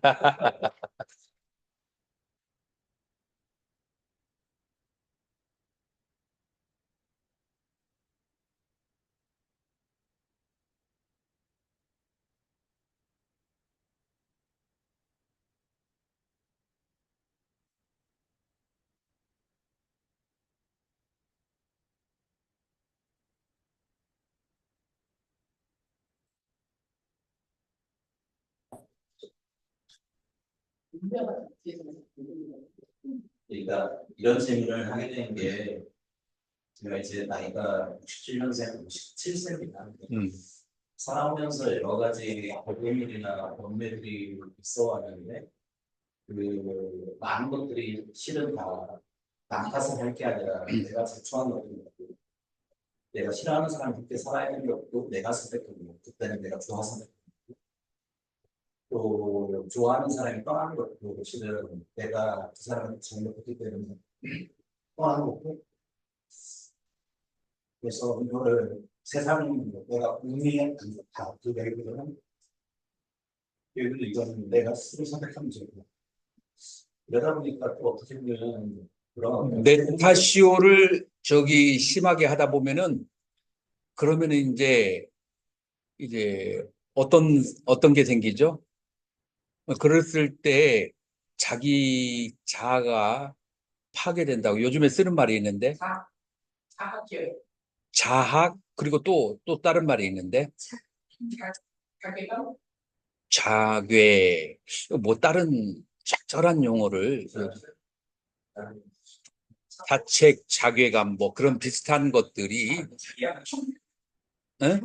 자기 비난 자기 비난을 하게 되고 그러면서 점점 계속해서 자학을 하게 되는데 지금 가만히 한번 그거를 생각해 봐요. 우리 불교에서는 잘못된 욕구가 이런 저기를 가져오게 됐다. 자, 그런데 어떤 것이 잘못된 욕구가? 내가 이성을 사랑할 때 이제 지금 이거는 이제 그냥 내 호구로 얘기하는 거예요. 교수님이 그렇다는 게 아니라 이성을 사랑할 때 항상 사기성이 있고 달콤한 성향의 이성에게 빠지는 그런 특징이 그러니까 1번부터 5번까지 지금까지 내가 5명의 이성을 만났는데 가만히 공통점을 살펴보니까 굉장히 슬퍼 보이고, 굉장히 그 셀플러스, 헬플러스하고 막 그냥 의존할 바가 없어 방황을 하면서 약간 사기성이 있으면서 살짝 예쁜 이런 이제 이성을 5명을 다 공통적으로 살펴보니까 친구가 그렇게 얘기하더라. 그러면은 이러한 이성을 좋아하게 되고 욕망하게 된 원인이 있을까? 그 원인을 상이라고 하는 그 기억과 수라고 하는 느낌을 살펴봤을 때 어렸을 때 이모에게 혹은 옆집 그 아줌마가 나를 돌봐준 그 사람이 그러한 성향을 가지고 있고 그러한 때에 좋았다고 느꼈던 느낌과 그 다음에 그때 그 경험이 계속해서 그런 사람을 그 이모를 짝사랑했던 그 어린아이가 나중에 커서도 그럴 수가 있다. 라고 한다면은 처음에 어렸을 때 받아들인 느낌과 정보에서 벌써 미스테이크가, 오류가 발생한 것이고 그 수와 상의 오류를 교정해서 다시 행에 교정을 하고 행을 교정해서 세계 교정을 하고 이 불교는 이제 오온을 통해서 자기 비난을 하지 않은 상태에서 아주 냉철하게 어떤 그 프로그램을 번영시킴으로써 그 결과물을 변형시킬 수 있는 그런 이제 구조를 가지고 있죠. 그냥 하나의 그냥 쉽게 생각하기 쉬운 예를 들은 거예요. 혹시 거기에 있으니까 하나 더 조금 좀 깊이 있는데, 그러니까 어렸을 때 옆집 누나한테 말은 꽂힌 거잖아요. 그죠? 옆집 이모, 이모한테 훨씬 나이가 많은. 옆집 이모가 아니라 그냥 이모 꽂혀서 그리고 그게 만족이 안 돼서 이게 이제 이후에 사춘기가 되면서 만나는 사람은 그 성향을 갖고 내 가슴을 안달하게 만드는 그런 느낌을 주는 그 대상들을 계속해서 이제 찾아다닌다라고 우리가 얘기하잖아요. 근데 이제 제가 거기서 하고 싶은 질문은 그러면 그 아이는 왜 이모한테 꽂혔을까? 하는 거죠. 그러니까 그런 좋아요. 자, 왜 꽂혔을까요? 그런 센세이션을 좋아하고 그런 인포메이션을 좋아하는 기억이 선험적으로 있는 거죠. 이거는 이제 전생으로 또 연결이 되어지죠. 그런 성향, 텐던시로 연결되어질 수가 있죠. 그래서 금생에서 모든 것이 다 해답을 내려줄 수 없다는 것은 서양 철학에서도 어느 정도 공감을 하는, 그러나 논리적인 성향 때문에 전생을 인정할 수는 없음에도 불구하고 그걸로는 다 답이 될 수가 없으니까 다시 서양 심리학과 그 다음에 이제 다른 이제 분야로 발달이 이제 되는 것이겠죠. 그러니까 이제 정신 분석에서는 그걸 프로이디안 이상하게 objective relation 띄워주고 설명을 해요. 그러니까 만약에 이 이모를 만약에 엄마라고 이렇게 한다면 mother child relationship과 관련해서 엄마가 시덥했다. 이렇게 얘기를 할 수 있고, 그러니까 대상관계에서는 특히 초기 어린 시절과 관련해서 나타나는 기억들은 대부분의 책임의 소재가 엄마가 있다라고 얘기하는 경향이 있어요. 근데 그거에 대해서 반대하는 사람들도 있거든요. 그러니까 이제 그러면 그걸 어떻게 설명했냐면 그 사람의 리얼 마더하고 그 다음에 그 사이콜로지컬 마더는 다르다고 이렇게 설명을 해요. 그러니까 엄마 자체는 시덕티브하지 않을 수 있지만 어쩌면 아이가 그 시기에 어떤 그런 요소 때문에 그것을 시덕티브하게 받아들였다. 이제 이렇게도 설명을 해요. 그러니까 이제 이거 자체를 다 합쳐서 결국은 수와 상해, 그러니까 필링과 인포메이션이 그런 욕구를 일으키게 한다. 이제 그것이 뭐 어머니일 수도 있고, 그것이 이모일 수도 있고, 또 혹은 또 다른 이유일 수 있지만, 그 필링과 인포메이션이 나의 어떤 그 욕구를 일으키게 하는 요소를 가져온다. 그러니 이제 조건생, 조건멸에 이제 그런 부분에 있어서는 뭐, 그쪽에서도 별로 그렇게 큰 거부가 없을 것 같아요. 그런데 이제 지금 그것만으로는 질문이 충분하다. 그러니까 그런 어떤 사이트가 생겨나요. 근데 제가 그래서 이제 이 두 쪽에 관심을 갖게 된 이유 중에 하나는 그거 말고 그 이전에 어떤 그야말로 아까 이제 선생님이 말씀하신 선언적이라고 하는 음. 그런 어떤 조건들이 우리가 알 수 없는 이거를 일으키도록 그렇죠. 이제 전생에 다양한 여러 가지 업이 그 하나의 사건에 작용되어질 수 있죠. 나는 하나의 그런 이제 그 이모의 비유만 들었지만 거기에 또 다른 업의 결과가 예전에 자기를 사랑하던 사람을 아주 냉혹하게 버리고 갔던 그 업 때문에 그 업도 거기에 겹쳐서 여기에서 이제 그런 여러 가지의 이제 로지컬 파서빌리티가 있는 거죠. 그냥 이거는 하나의 예를 들어 준 거고 지금 우리 질문 가운데에서 대답이 안 되어진 것이 많이 있어요. 그냥 그 자비의 세 가지 종류도 대답이 안 돼 있고, 이제 아라한과 보살 관계도 대답이 안 되어져 있는데, 음, 음, 우리가 에너지를 여기에다가 많이 소비하면 저녁에 정진할 때 상당한 저기가 올 수가 있어요. 음,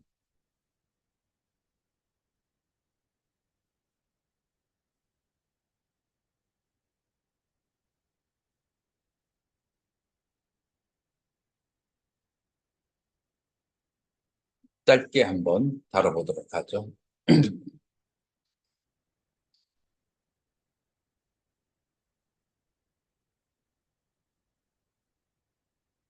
자비의 세 가지 종류가 있다. 보통 사람의 자비예요. 예를 들어서 할머니가 애들이 돈을 달라고 하면은 얘가 나쁜 짓을 하는지 좋은 짓을 하는지 모르고 그냥 돈을 주는 거예요. 결국은 그것 때문에 나쁜 짓 하다가 술 먹으러 갔다가 나중에 어머니, 딸이죠. 그 어머니한테 들켜가지고 왜 주지 말라는데 줬느냐라고 혼날 수가 있죠. 그러니까 이 자비는 지혜가 아직 없어. 지혜가 아직 없기 때문에 이 자비는 결과가 좋게 나타날 수 있고 오히려 버릇없고 나쁜 결과를 줄 수도 있어요. 그래서 중생의 자비, 보통 일반 사람이 가지고 있는 자비죠. 이제 두 번째 자비는 이제 오온에 나가 없다라는 것을 아는 사람의 자비다라고 그렇게 말할 수가 있죠. 이제 이 사람은 중생에게 슬픈 모습을 보아요. 그러니까 예를 들어서 한 여인이 여기에 있는데 여러 번 결혼하고 이혼을 했는데 항상 폭력의 대상이 되고 그래서 몸에 안 아픈 데가 없는 그런 여인을 얘기를 들어주면서 그게 이제 예전에 친했던 친구였어요. 그러면서 중생의 경우에는 같이 분노하고 이제 슬퍼하게 되죠. 그래서 이제 감정적인 움직임이 존재해요. 그래서 너무나 많은 사람이 주변에 괴로운 사람이 있으면 심장병이 생겨요. 같이 슬퍼하다가 내가 심장병이 생겨. 그거 중생에. 여기. 그런데 오온무아를 본 그런 이제 사람은 그러한 괴로움을 받는 것에 연민심을 가지긴 해요. 그렇지만 그러나 괴로움을 받는 자가 없다는 것을 분명히 알아요. 그래서 그런 괴로움이 있다는 것을 동정해주고 해결하는 방법을 얘기하지만 감정적으로 치명적으로 그렇게 슬퍼하지 않아. 오온무아를 자각한 사람의 자비는 감정적으로 크게 그렇게 업다운이 이제 없죠. 음.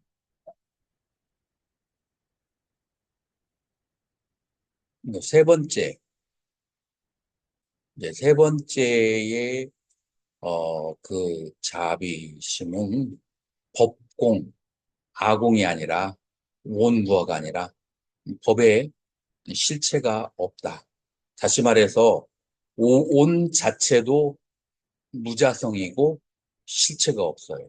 오온에 나만 없는 게 아니라 오온 자체도 공하고 실체가 없다는 것을 아는 사람은 그러면은 그 말을 괴로운 사람도 환이고 괴로운 말을 듣는 나도 환이고 괴로운 상태도 환이라는 것을 알아서 감정적으로 전혀 움직임이 없어요.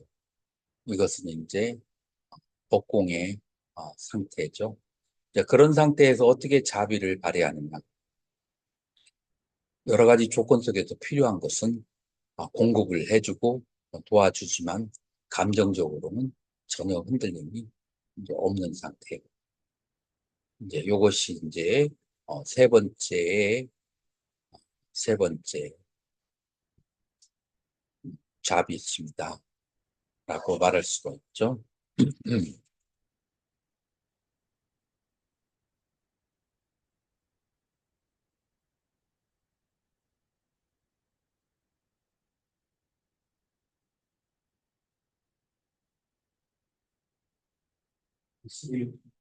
보라매에서의 첫 번째 그 공식 이게 자기의 지금 실천을 힘드니까 그렇죠. 제일 첫 번째죠.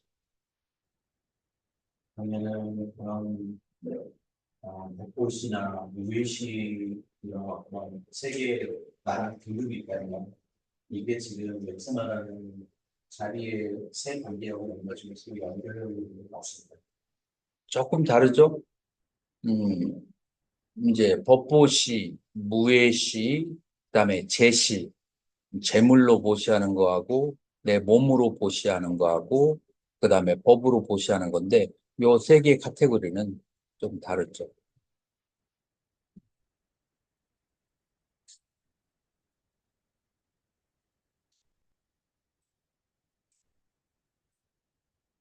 지금 두 번째, 세 번째 분이 조금 저는 잘안 되는 것 같고 두 번째, 세 번째 모두 음, 비심을 저는 느끼지 못한다는 말씀입니다. 또 만약에 비심을 느끼지 못한다면 분석적으로 귀심이 도와줄 수 있는 귀심을 느끼죠. 느끼는 느끼는데 감정적으로 그것이 나에게 파고 들어오지 않아요. 1번은 오히려 그 괴로운 상대보다도 내가 이제 더 괴로워지는 상태가 돼. 1번의 상태는. 근데 2번의 인무화를 자각한 사람은 연민심을 가지고 도와주지만 그렇지만은 내 감정의 상태에 깊게 파이지 않아요. 그래서 뭐 하루 이틀 지나가면은 그냥 그 슬픔으로부터 자기가 이렇게 자유로워질 수 있어요. 근데 법무화는 그 감정을 자비심을 바라고 난 다음 바로 그 다음 찰나에 그것으로부터 차이받죠. 세 번째 것.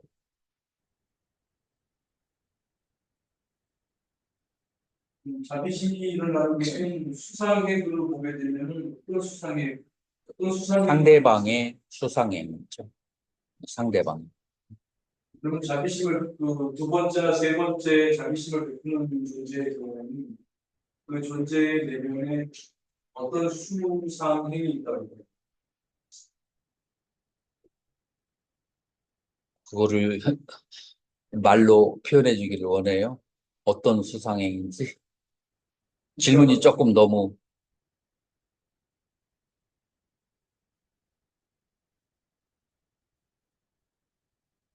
아까 제가 드린 질문하고 있는데 아람 같은 경우에는 모든 것을 다 이렇게 무화시키는 그 음, 수행을 통해서 모든 것을 집착하지 않는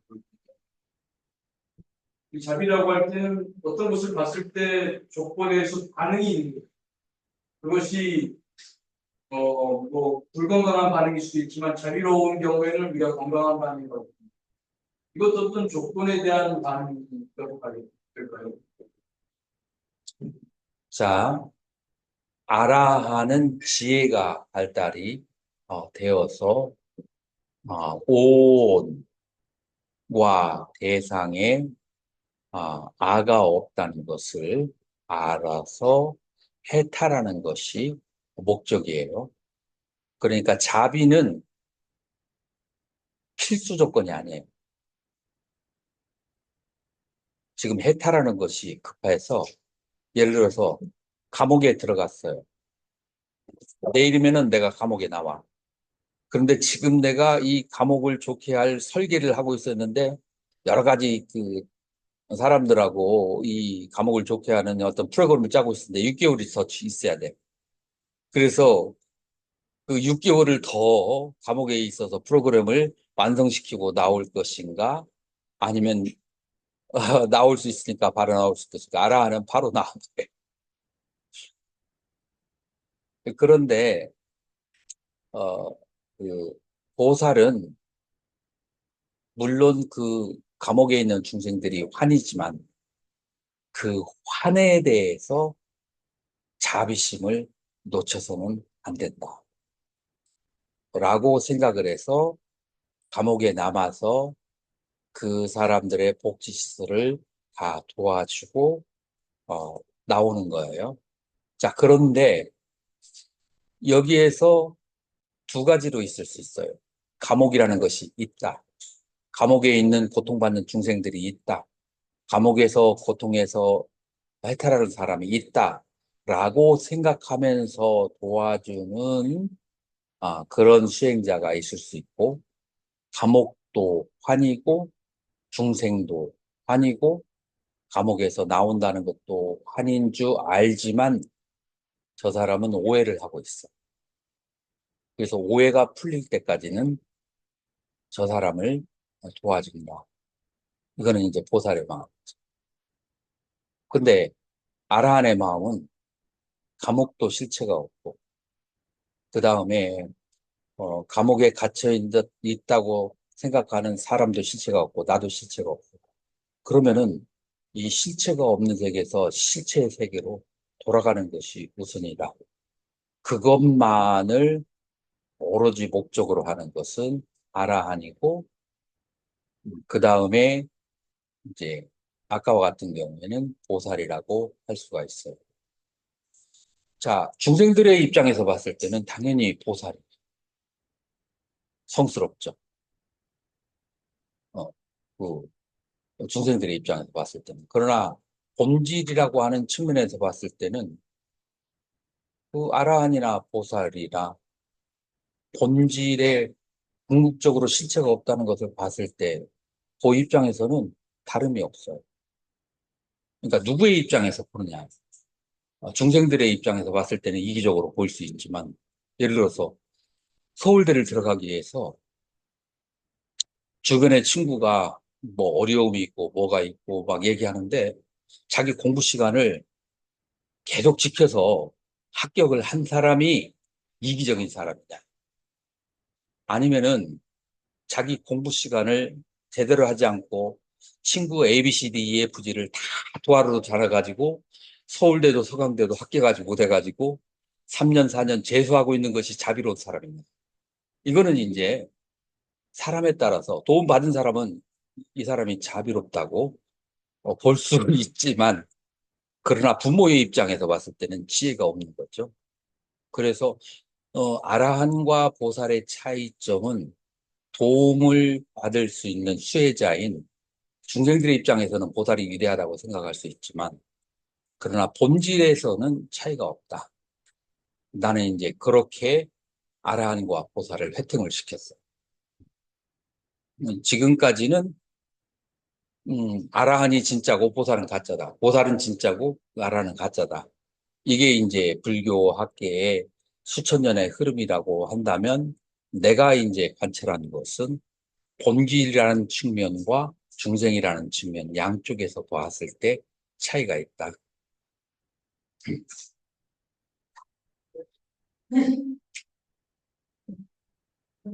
보호 입장에서 이제 세계 수상 캠이 정말에 근데 왜 사령처를 목표를 검사하는 필요 없을까요? 사념초 가운데에서 법념초에 신, 수, 심, 나머지 법념처가 상과 행이에요. 그래요. 네.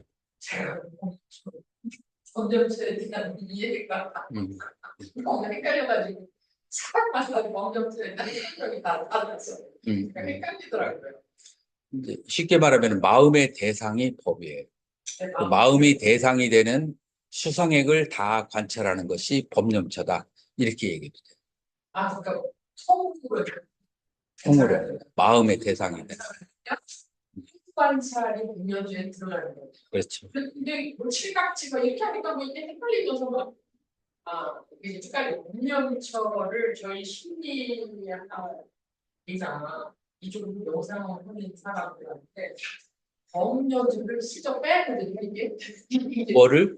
법령처를 뺀다고요. 이게 불교적인 교리내에 있는 거라서 관찰하는 것이 딱 안 들어온다는 거예요. 이게 불교적인 교리나 프레임워크를 이해해야 이게 네. 들어가니까 법령처 관찰법을 같이 안 되고 그거는 그냥 슬쩍 빼게 되더라고요. 아니 그래요. 그럴 수 있어요. 네. 근데 지금 공무원의 입장에서 보면 이 쌍카라 요구가 매우 중요한데 요구 관찰이 훨씬 중요해 보이거든요. 이것이 근원적인 시간 법을 만들어내는 요소이기 때문에. 그래서 사실은 저희 심리학계에서는 요구 관찰을 되게 중요시합니다. 당신의 요구가 뭐냐?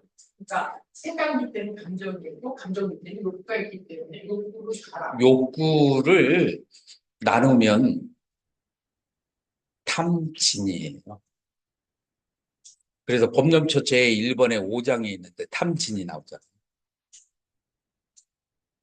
그래서 욕구의 근본은 탐진이고, 욕구가 발생하는 베이스는 어리석음이에요. 그래서 탐진치가 바로 5장에 다 나오는 게 탐진치거든요. 그렇죠.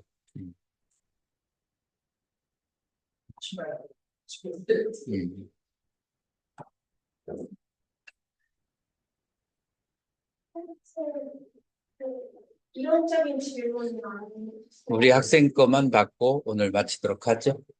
자기에 관해서 개인적인 경험에 관한 질문입니다. 그리고 제가 전공이 국제 관계학이다 보니까 또 평상시에 뭐 학교에서 공부할 때 논문도 읽고 뭐 뉴스 기사도 많이 접하고 하는데 그런 주제들이 상당히 좀 다양해요. 뭐 전쟁 얘기도 많이 있고 뭐 기근이라던가 되게 다양한 그런 세계적인 다크한 그런 주제들을 많이 접하는데 근데 그거를 제가 읽을 때 좀 고통스럽더라고요. 그거를 제가 경험하는 건 아니지만 어쨌든 남이 그렇게 고통받는 거를 제가 읽는 거니까. 근데 그게 제가 봤을 때는 그 자비 첫 단계라서 제가 그렇죠. 그런 고통을 제가 못 누는 것 같은데, 근데 그럴 때마다 제가 최대한 그 주체에서 저를 좀 떼어내려고 노력을 하기는 해요. 아, 이거는 그냥 내가 공부하는 과목이고, 내가 공부하고 있는 대상이고, 나는 이거를 그냥 학습하고 있는 사람이다. 이런 식으로 조금 그 주체를 약간 좀 최대한 디테치하려고 하긴 하는데, 그럼에도 불구하고, 어쨌든 제가 그 무관심한 게 아니고 그 사람들에 대한 어쨌든 연민이나 그런 관심이 있으니까 어쩔 수 없이 자꾸 약간 그런 괴로운 감정이 들더라고요. 근데 여기서 이거를 1단계에서 자기 2단계로 어떻게 넘어가면 좋을지. 이 오온무화를 터득하는 것이고, 오온무화는 이제 이빠사나 수행을 통해서 터득할 수 있죠.